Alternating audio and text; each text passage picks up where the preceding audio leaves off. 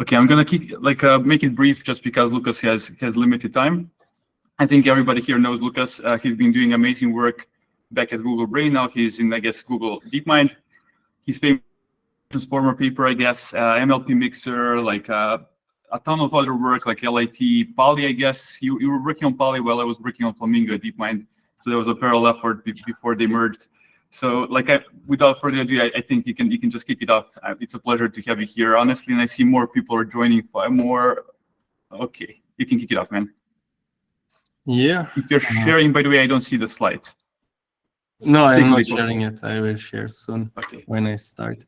Yeah. Hi, everybody. Welcome to the next hour. I will leave relatively sharp on time in an hour. If I don't, then my wife and kid will kill me. That's it. But we want to make this a bit more like interactive or cozy or whatever. So I have a deck of slides. It's fine if we don't go all the way through. If you have questions, interrupt me in the middle. And if we are stuck too long at one point, I just say, okay, we've been discussing this for too long. Let's move on. Sounds good. If it's okay with you, people will be raising hands, and I'm just going to curate so that we are not speaking over each other. And then, do you hear the notification, by the way? If I do this, can you hear the notification sound? Yeah, I hear. Okay, that's going to be the signal to... Yeah. Yeah. If I just ignore it, then just brutally interrupt me. I may not hear it while I'm super focused explaining something. Sounds good. All awesome. Right. Yeah, then let me see. So, wait, how do I do this? Let's Google Meet, it's always complicated. Yeah. At least I'm not getting fired now. Exactly. By accepting That's this what you think. So you see my slide deck now, right? Very good. Then I feel like there's something I wanted to say that I forgot, but it doesn't matter. I will remember it. Oh, yeah, right. So I heard people apologize here before for having prepared the slides the evening before. I apologize for the opposite. I don't have the luxury for doing this, so I have these slides prepared half a year ago and not updated since, because any new slide I make need to go through approval, and I'm quite lazy. So these are old slides. When there is an update to something that happened in the meantime that is significant, I will just say it and explain it. All right, so with that out of the way, let's go. I want to talk a bit about a thing that has been happening over the last few years, and more specifically the role that me and my colleagues played in this, which I quite like, which is conversion.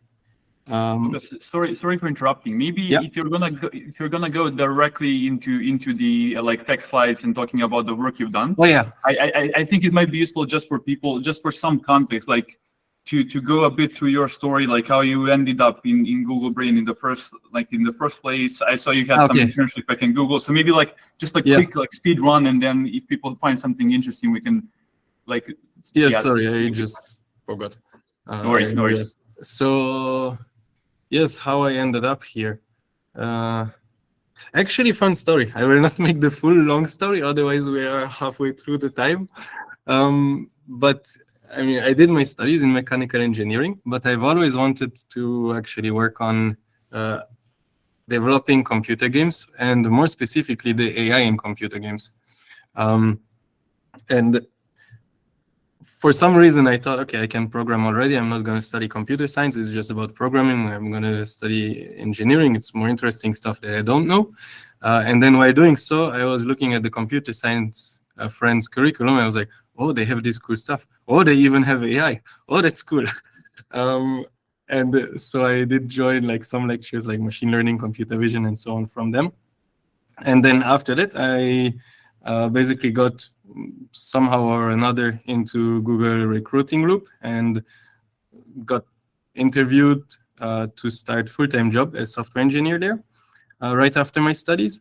But apparently I didn't do well, so I didn't get the offer. So I decided to go for a PhD. Then I went through no, you didn't go through these slides yesterday. It's not possible. They are not public. But By the way, that makes the two of us, because like I always, when I interviewed for companies, I always got rejected on the first go for some reason. That's kind of a trend and the noise in the hiring pipelines, I guess. And it's very encouraging actually to hear that you were rejected from Google initially. So that's kind of, I guess, inspiring for people to hear. So the thing is, with any employer who gets tons of applications, it's the same now for any big company, even I don't know, OpenAI, XAI, and so on too, right? They get tons of applications, and there are many more good ones that they could take. So they're gonna go for it's called, for minimizing the false positives. So they're gonna be much more conservative. So even if you're good, there's a good chance that you will not get hired. So don't take anything like this too personally. Yeah, so then I went for PhD. At first for high performance computing in quantum mechanics, physics lab. But after half a year, I was like, this is really not fun. The high performance computing was fun. Quantum physics is just not my thing. So I switched into computer vision in robotics. And that was really cool. So I did my PhD in that. And then throughout the PhD, the thing is, once you're in some big companies recruiting loop, even if you get rejected, every year they just ping you again, standard procedure. And they're like, hey, how about this year? But then I liked the PhD a lot. So I said, no, I'm not interested in full-time for a few years. And then I understood, oh, people actually do internships doing PhD. So next time I was like, no, not full-time, but what about internship? And that way I got to do internship in a group that works on mobile computer vision in LA. And that was pretty nice and fun. And they also liked me. So the next year I did internship there again. And then was the time to finish PhD. And I was lucky that this just happened to be the time when Google Brain team started a new sub-team in Europe, the first one in Zurich. Because I always was hoping to either go to Brain or DeepMind, was my favorite choices. But I really didn't want to go to US and also not to London. So it's kind of a shitty situation. And yeah, so I just got in touch with the person starting the Brain team in Zurich, and then this time the interviews went well. Actually, I thought they didn't go well, but apparently they went well enough. And so here I am, basically. Nice. I guess because you love games so much, like back in the day, my question would be also like, did you try and apply for DeepMind? Because in that early day, you know that DeepMind and Demis are super bullish on gaming and RL. So I actually applied for many things, and the fortunate and unfortunate at the same time. I got the offer for many things. So I also had the offer from DeepMind and Microsoft Research and others. I think Meta I never heard back. It's the only one. But yeah, but then is mostly I really like Zurich to come here. So, and I don't regret it. It's a very nice place. Meta's miss. They're sad now. Yeah, that's mostly the story. Awesome. That's super cool. If anybody has any particular question, if not, I think we can kick it off. We have 50 more minutes. You're optimist. Looks more like 45 to me. Okay. Yeah. We have a 2-minute margin. Yeah. All right. Let's awesome. go. Sounds good. Kick it off. Yes. So I wanted to discuss about what I've seen happening and also push to happen a bit and quite like, which is the convergence of the vision and language communities. Actually, when I started doing the PhD, deep learning was still relatively small, and like the communities were it was just one deep learning community, no matter if you work on language or vision or other things. And so we basically looked at each other's papers all the time. And so I was very much knowing what was going on in NLP with the RNNs, LSTMs, whatever latest thing they did, and vice versa. And we had friends in the other communities, but then the whole thing started exploding and the communities really diverged. And you have like the NLP community and the vision community not even looking at each other anymore. And it's just impossible because there was just so many new papers coming out everywhere, which was a bit sad. And that's why I really like the convergence of methods that we are seeing in the last year or 2 years or so. Because now it makes it possible again for us to learn from each other's trick. Like now that we, for example, majorly use transformers, and hopefully I will get through that slide, even autoregressive transformers for classic vision tasks, we can reuse all of the tricks that language people discovered to make these models actually work, to implement them efficiently, to, I don't know, decode faster and things like that, right? If you invent speculative decoding for language, oh, suddenly maybe it can be useful for your pics-to-seek detector in vision, which is pretty cool. And wouldn't be the case if we didn't converge to the same tools and methodologies. Of course, you can always say there's also the downside that we're not exploring as broadly as we could, but I think there is always pockets that are exploring broadly. So yeah, okay, then that's just the background. So I'm gonna, the problem is with, like, I don't know the audience, so I don't know if everything I say is completely obvious or not. I'm gonna you can just go fully technical, because a lot of PhDs here as well, and like, yeah, that's fine. So I am scared that I go too easy. But yeah, I'm gonna just start with the computer vision side and then how it's converging. So in computer vision, the goal of me and at least my close colleagues that I know their goals of is that we want some model to have a very general visual representation. And I'm going to show later what exactly that means. And why we want that is that we believe that if you have a general representation of the visual world, that you can do any task in the visual world much more efficiently than if you had not. Think of a pre-trained fine-tuning, for example. For me personally, I actually want, before I retire, that there is a robot that any non-technical person, like my parents or maybe my kid, can teach to do anything that they want or anything that they don't want to do. That would be really cool. And I think actually there's two key ingredients needed for that. One is a really good and really general and robust visual representation, so understanding of the visual world by the robot. And the other one is learning from instructions or demonstrations, but for physical actions. And I've been mostly focusing on the former. And the latter is doing good progress, but by other people than me. And eventually we will put them together. And of course, the best example is the human visual representation. So these slides you may have seen, some of you, because I really like them to illustrate what we mean. So let's play a little bit of a game. I show you 5 pictures and tell you this is class A. I show you another 5 pictures, tell you I call this class B, another 5 pictures, and I tell you we call this class C. Then I show you a new picture, and I'm pretty sure all of you can say, yeah, of course, this is class A, right?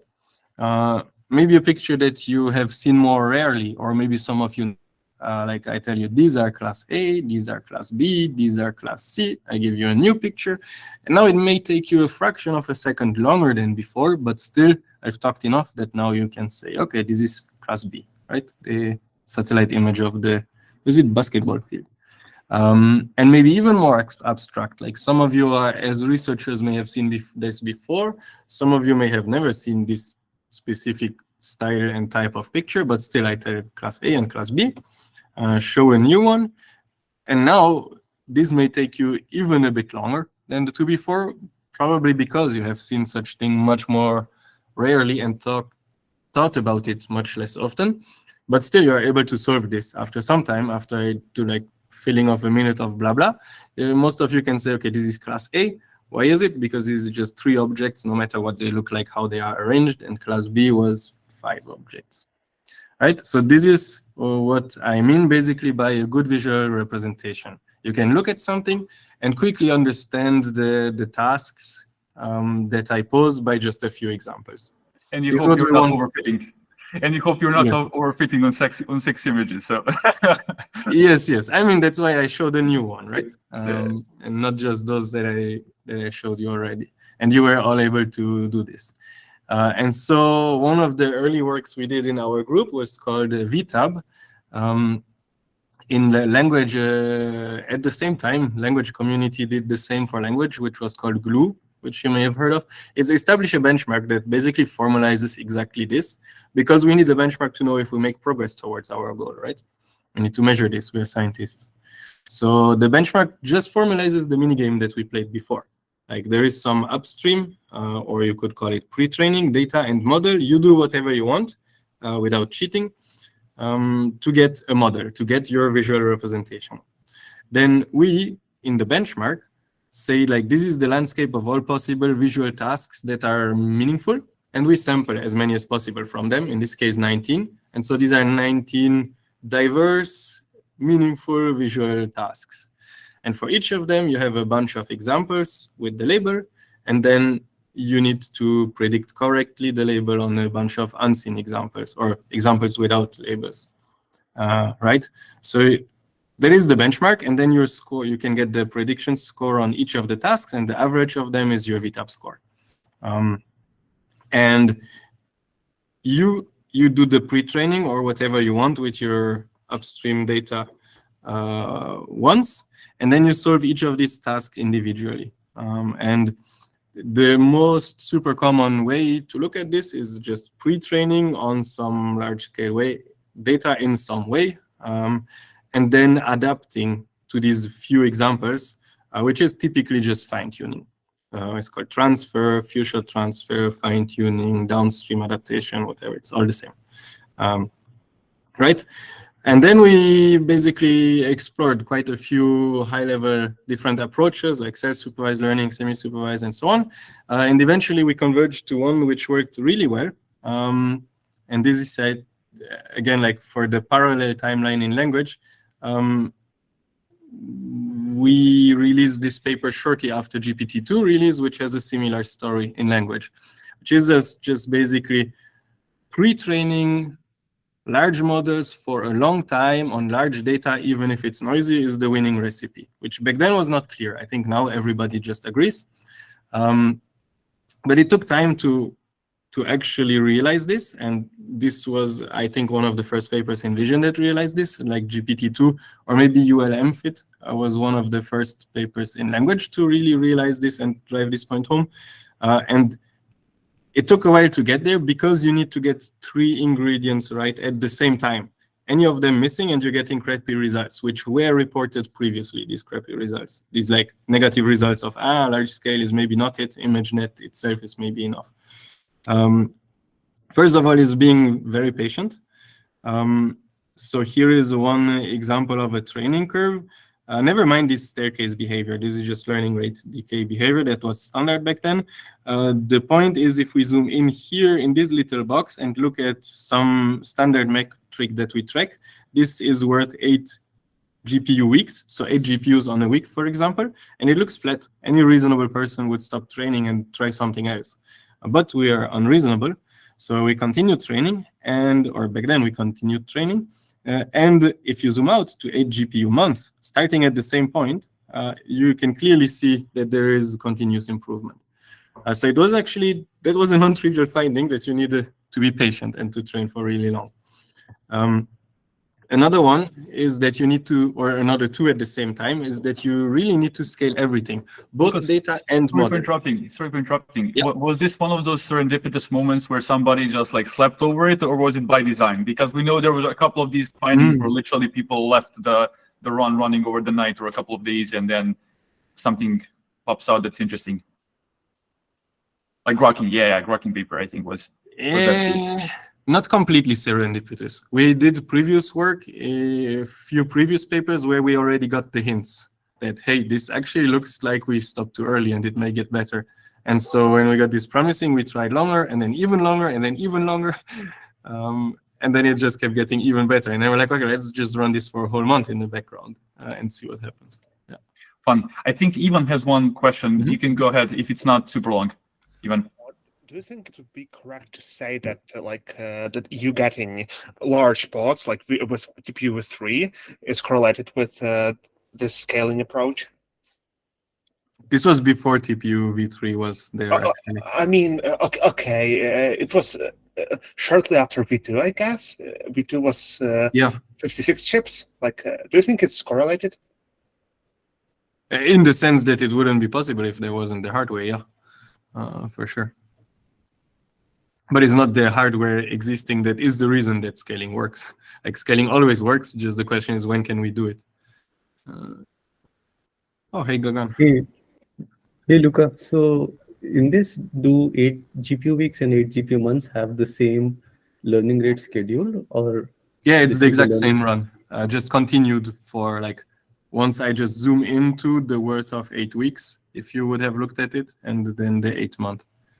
But then isn't that unfair? Because ideally you would want the scheduler to be for like 8 weeks only, right?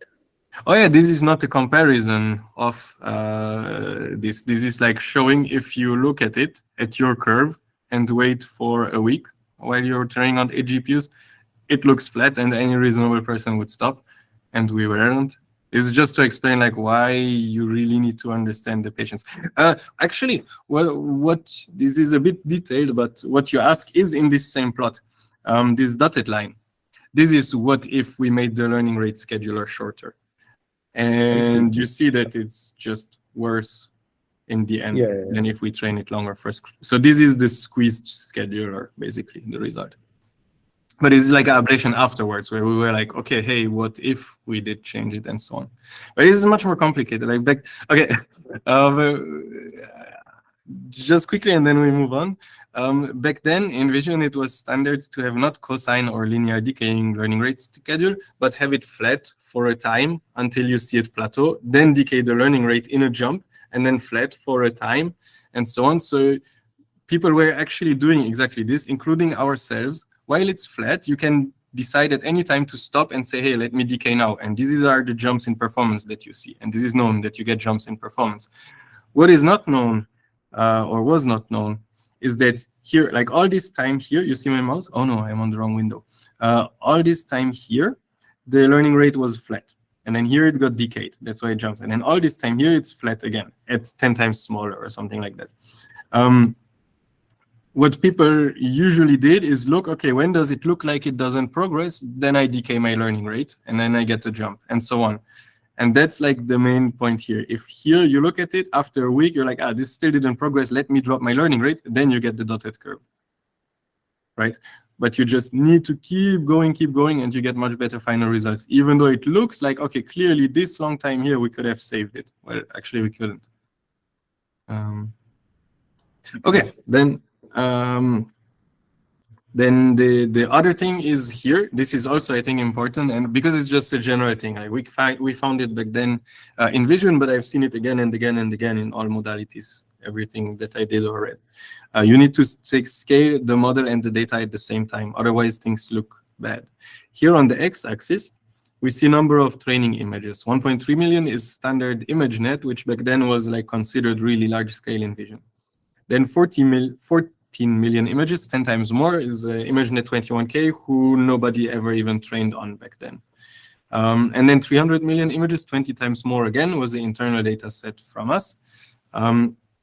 And what people usually did, so here the bubbles are different ResNets of different sizes. The larger the bubble, the larger the ResNet. The blue one is the standard one, ResNet 50, and then times 1 means standard width, or standard number of channels, times 3 means 3 times more channels. What people always did is just train ResNet 50 and then go from there, maybe increase to ResNet 101, and if you're lucky, maybe increase to ResNet 152, which is not shown here, but that was considered large model already. And then sometimes people tried larger data sets. Like back then I found one person who tried ImageNet 21K training with the ResNet 50 and got barely better results, concluding it's not worth it. And we kind of reproduce it. If you stick with ResNet 50, train on more data, 10 times more, you see slight improvement. 200 times more data, you see deterioration. So you could get the conclusion, okay, more data is not actually worth it. Maybe these like between 1 and 10 million is just enough and that's it. But only if you go to a very large model and then very large data, you see consistent improvement. And this is really very large, like 101, 3 times larger was already excessively large. 152 times 4 was like, I think it's still the largest ConvNet anybody ever trained. It's like just ridiculous. Yeah, but then the point is that you need to do both at the same time to see benefits, plus not forgetting to be patient before. So really only if you have these 3, and I heard there's a question, but let me just finish this. Only if you have these 3 at the same time, then you get amazing results, which we did not expect when we did this, like super robust models. Here is the standard robustness benchmark on Vision, where here this point top right is what we get with the getting these 3 things right, and the bottom left is the crosses are all the best models in the literature. and a really good few-shot learning abilities, which is the mini game we played before. Okay, the question. Yeah, you mentioned quickly that like scaling up everything was a trend you noticed across modalities, and like I think I have an outlier, and I'm curious what's your thought on this. Like in the graph ML field, I still haven't seen, if you can consider graphs as a modality even, like we haven't seen any similar type of breakthrough. Like, do you have any hints why that might be, or any insight there? No, because I really don't know much about the graph ML literature at all. So it would just be completely random guessing. My random guess would be that any attempt only nailed 2 out of the 3 things, maybe. But I was just completely guessing in the dark. I don't know about it. Awesome, thanks. All right. Then let's see, in the interest of time. Very nice. Okay. So that was the first thing. That was like scaling up, and it happened in vision from us and in language from GPT-2, I think, or ULM-Fit. At around the same time, but separately again.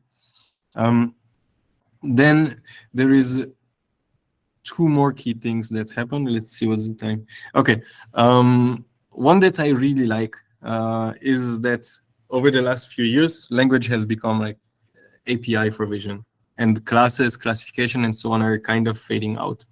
And I think this is really cool. And so this makes, we need to change a little bit the game that we had at the start, right? This is how I introduced it, and how almost everybody in computer vision has been doing this forever, and like very well understood well-defined task.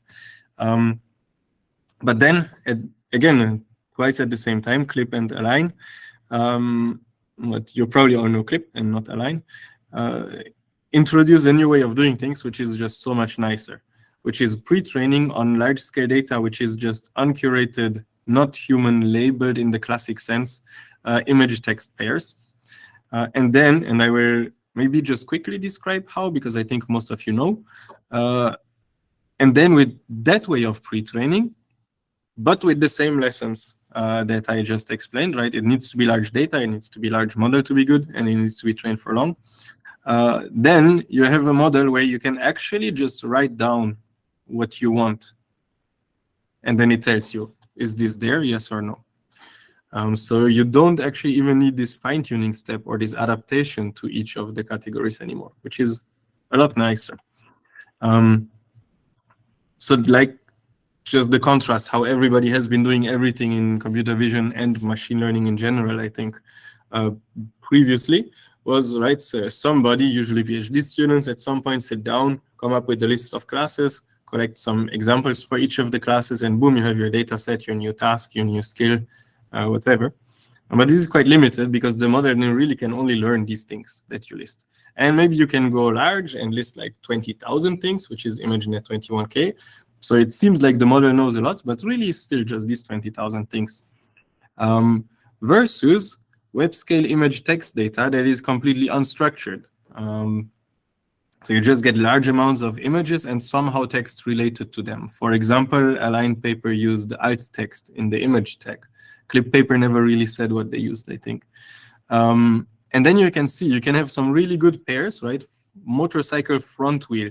Almost no PhD student who creates a data set would come up with this detail of a class, right? Or Frankfurt Airport skyline, right? But you also have crap. Thumbnail for version, blah, blah, blah, doesn't really describe this image. So it is harder task to learn. But then Clip was a really nice way by OpenAI of learning a model from this task. And just a brief recap, because I think everybody may know it, Clip consists of image encoder and text encoder. You have like image text pairs in a mini batch, this case a mini batch of 3 images and 3 texts. The texts, you send them independently to the text encoder, the images independently through the image encoder, and you get a vector for each image and a vector for each text. And now the task is just to make the vectors of the corresponding image text as similar as possible and the other ones as dissimilar as possible. Standard Clip did this with a softmax loss. Recently, we found out this also works really nicely with the sigmoid loss and has nice properties and so on, but I think I've covered this, we called it siglip. I shoved this down your throats enough that I'm not going to dwell on that. But it's really cool. You should check it out. Then when you have learned a model like this, of this style, then the way you use it is the following. You literally just write down the things you want to detect or to discriminate, like a picture of a pink primrose, a picture of a pocket orchid, a picture of a daisy.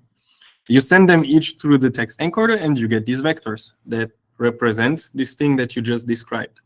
Then comes in a new image. So you do this once, right, with the things that you want to recognize. Then later comes in an image. You send it through the image encoder. You get a vector out. This vector, you compare its similarity to each of the vectors from the things that you want to recognize. Like maybe you can call them the class vectors if that's classes that you want to recognize, but you can also have more detailed descriptions of things. And then you get similarity scores. And the higher one is means that the text describes this image. I lost track of the sentence. The higher the score, the better the text does describe the image content. If you want, you can take a softmax over them to have like a probability distribution, but you can also just look at individual scores.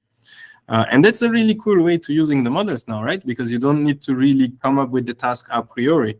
I mean, for your pre-training data, but you can just write it down after the fact.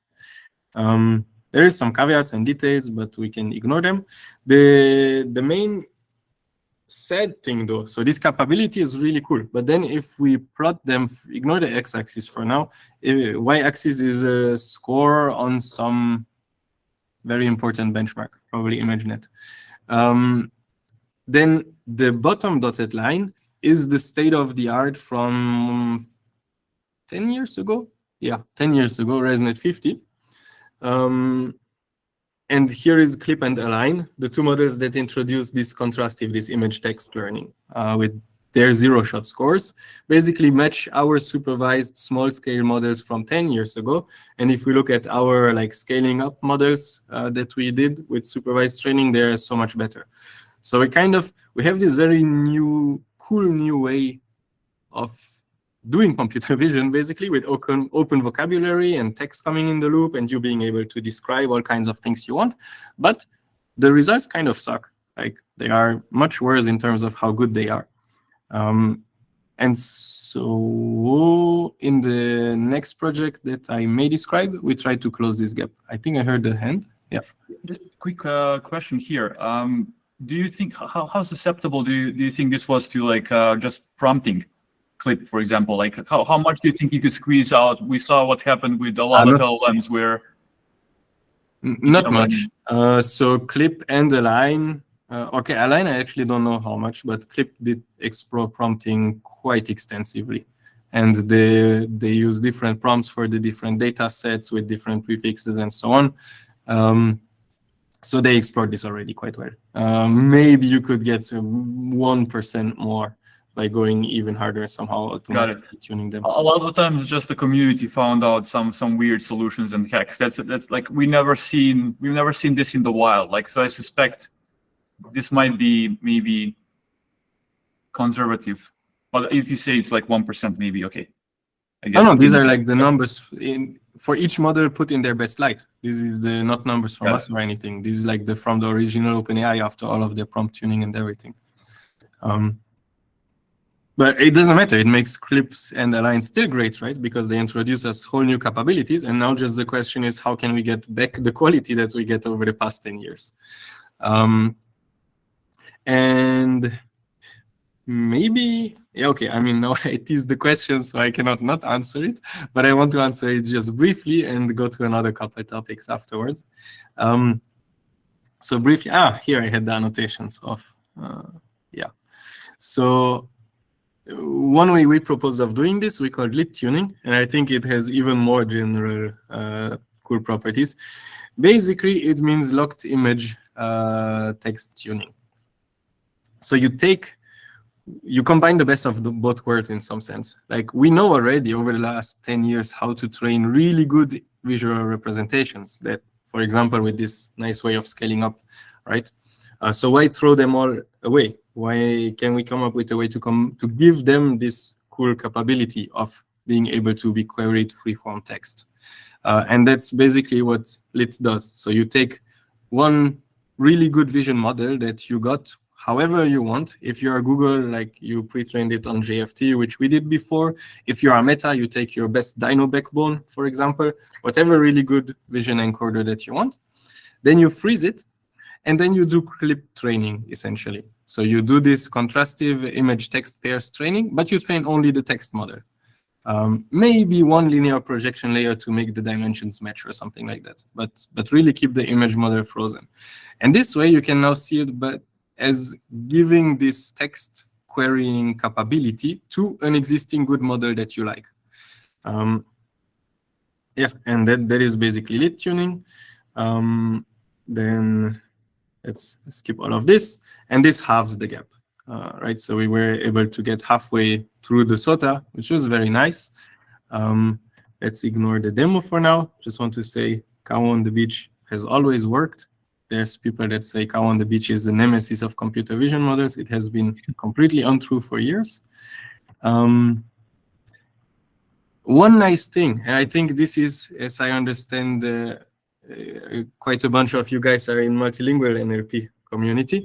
One nice thing that comes with these types of models, I think, and that I think we have way underexplored, is multilingual capabilities. And just intuitively think about it, is the image is the bridge across languages. You can have in your huge amount of image text data that you do the LIT tuning on, you can have images of cats, but with maybe English text, some of them with French text, some of them with whatever other language text that you want. And they don't need any paired translation or anything, just image and text, but text in arbitrary languages. Now, given that we start from an image model that already understands the word and has like a clear, good representation of cat, right? Now, the text model, no matter what language it sees the text in, it is guided to learn the same representation, that of a cat. So you can get some multilingual skills essentially for free by doing this kind of training. Some because there's some language things that are not representable as an image, right? I don't know. Well, maybe as sketches. I wanted to say love, hate, and feelings. You can sketch them a bit, but there's clearly things that I cannot think of now that you cannot represent as an image. But I think this is a cool thing that can come out of it that is way underexplored. We did some initial experiments, but I'm not going to dwell on them. Meta later took this quite a lot further, but it's the same idea, and then rebranded it to ImageBind. It's basically do this, but with many modalities, but always the image at the core. So they have image and text, but then also image and 3D pairs, and then a 3D encoder, image and thermal data pairs, and so on. And maybe the most interesting is then also image and audio pairs, which you can just get from video clips or whatever, right? And then the cool thing is that you can really combine them in their embedding space, right? So you can, for example, compute the vector of this image, compute the vector of this audio of birds, and then retrieve another modality that is similar to this vector. For example, retrieve images that are most similar to this average of these two vectors, and then you actually get birds in trees, in fruit trees, and other things like that, right? Like image of a clock, the sound of church bell, and you get images of church clocks, and so on. And you can push this further and insert this into image text, like have an image text detection model, but then learn an audio model that goes with it. And then basically do detection by playing back audio, right? So play back the sound of a barking dog, and then boom, you get this detection box. So I think this is a very cool general idea. Let me skip that, and let me stop here for the for this image text part. Just I need to say it.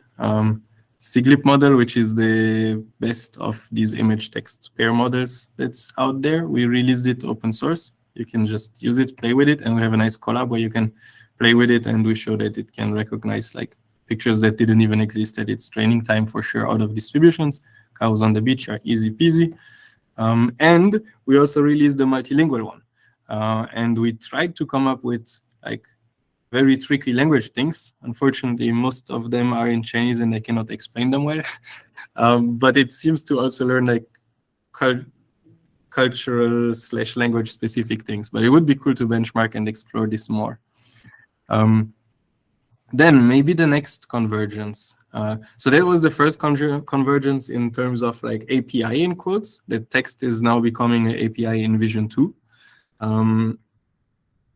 And then there was a convergence in architectures. I think this one we can do quickly. Everybody agrees now, right? This slide I have given, I think, in a couple talks. You can also check out, I think, my transformer talk, which has recordings online, if you want more details. But basically, 5 years ago, the landscape looked like this. Every community with their specialized architecture that just makes sense for their type of data, then comes in transformer, and now it looks like this. Every community just using transformer architecture all the time. Which again, like, I think it's really cool because we can learn each other's tricks and need to spend less time figuring out how to make the model really train, not gradients explode and so on. We can like learn this from each other and spend time doing cool stuff with the model. So yeah, we played the role of doing this in Vision. Let's skip that. Yeah, so now that this happened, basically there is this, you can see this pattern that all communities and all kinds of tasks now essentially have this, like, if you can tokenize it, or figure out a way to tokenize any data that you care about and then throw it in the transformer and it just works. Or tokenize two modalities that you care about, throw them in a transformer and it just works. What does tokenize mean? Well, it depends on your modality, right? For text, there exist tokenizers and like models that do this. It always means like splitting your data into chunks that you can give to the transformer. And the subtle or maybe non-trivial thing is the chunks need to hit the sweet spot of being like covering enough of the data, or how to say, of not resulting in too long sequence length. Otherwise, it's hopeless, the compute you need. But also being a small enough unit that they are somehow composable. So for images, this has just become patches. Just cut the image into 16 by 16 pixel patches, for example. For speech, it is very similar. And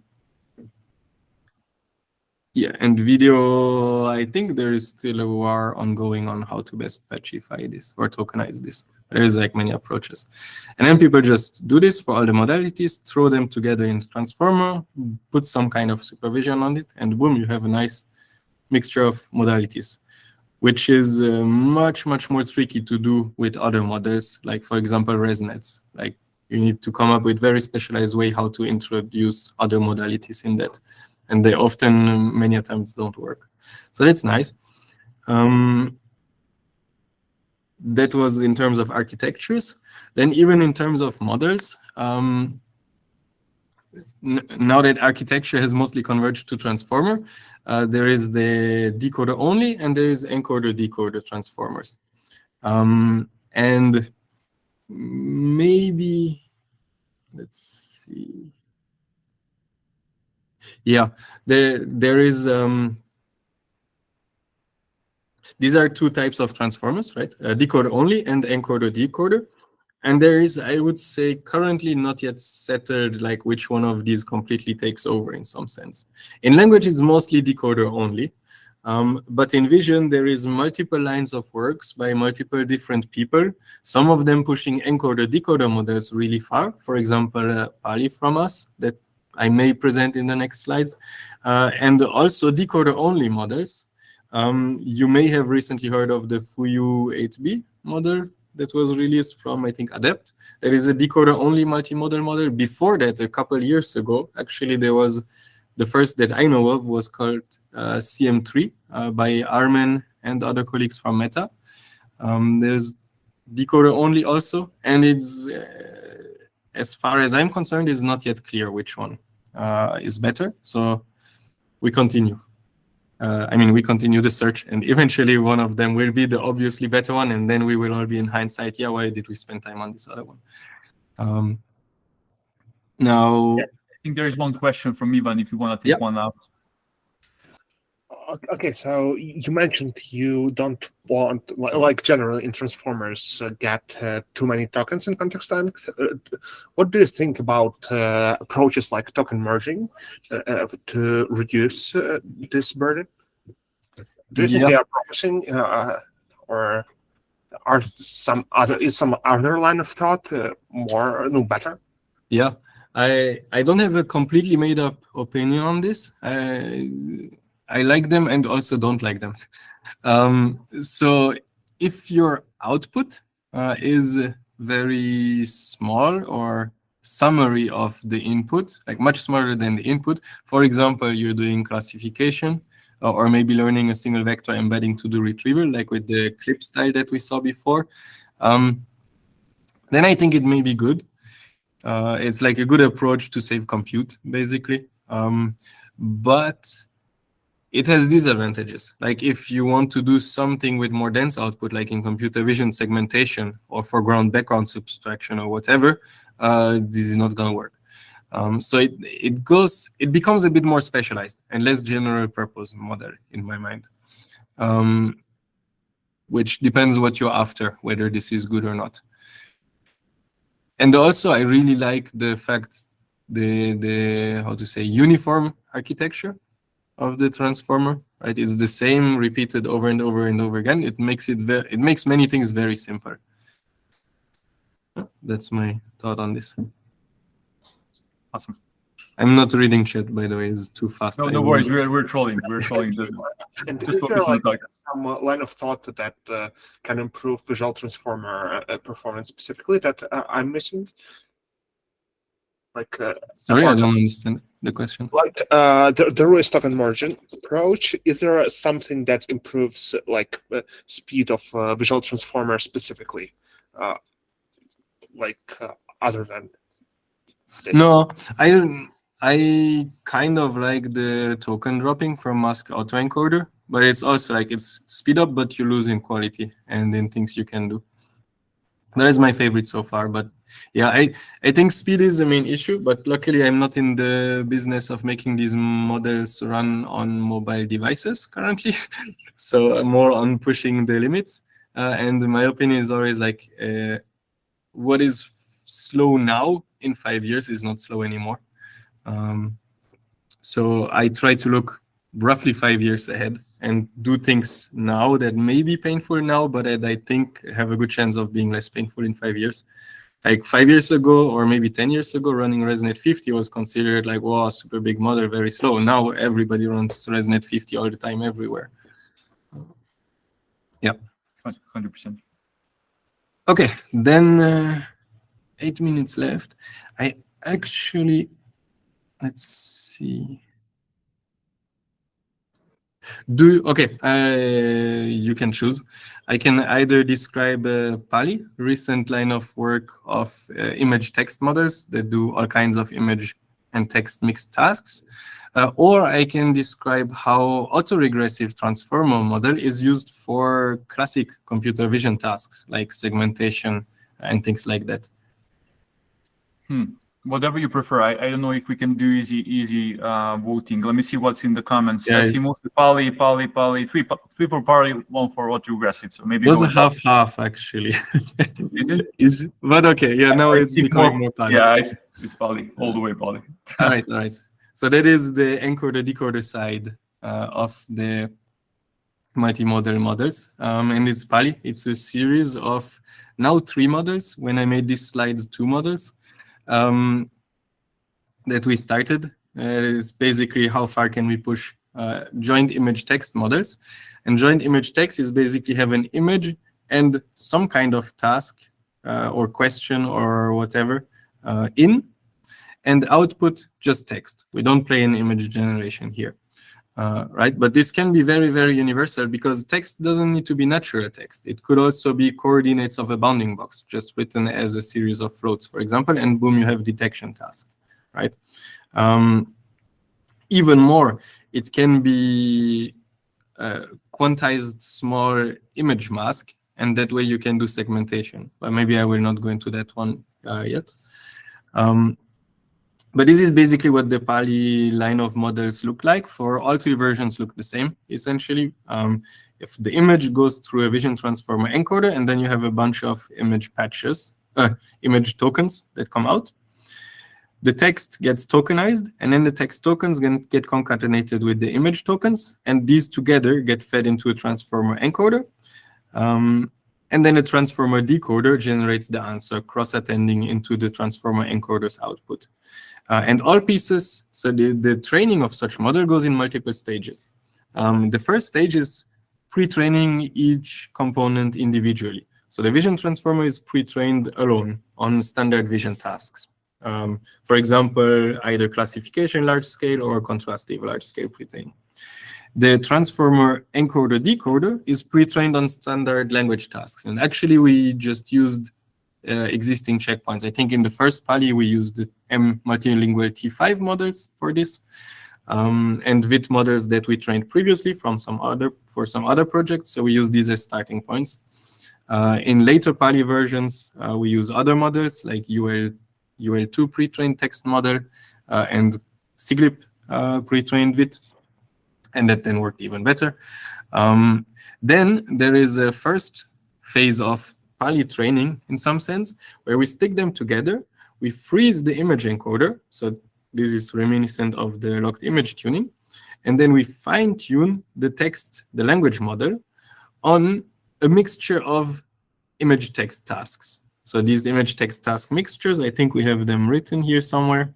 It is like a mixture of all kinds of things, of like captioning, of OCRing, of visual question answering. Visual question answering is there's just some question about the image, and then you need to give the answer, like, I don't know, who scored the goal or something like that. And the detection and a whole bunch of other tasks. Question? Is it fair to say that this is pretty much the same idea as with Flamingo? Basically, the difference is with Flamingo, you have also vision encoder, but you have perceiver to just keep the amount of video tokens. And then it's fairly similar idea there. I think so. And actually, I will actually get kicked out in 3 minutes from the room. Because maybe one question that's a bit more speculative on my side. Potentially, you can refuse to answer it, but like, what do you think how GPT-4 vision part works? What do you think they might have done there, if you're willing to speculate on that one? Yeah, I don't want to speculate on that. Fair enough. They don't say it. If I may or may not have heard something, shouldn't say it. And if I just purely random guess, I don't want to purely random guess. Sounds good, fair. Thank you. But they did a good job. Looks good.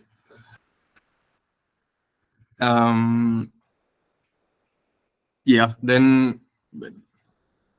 So, okay, then just to finish the PaLI thing, maybe without going through results. So this is the first phase of tuning the language model to kind of adapt to understand the vision tokens and these joint tasks.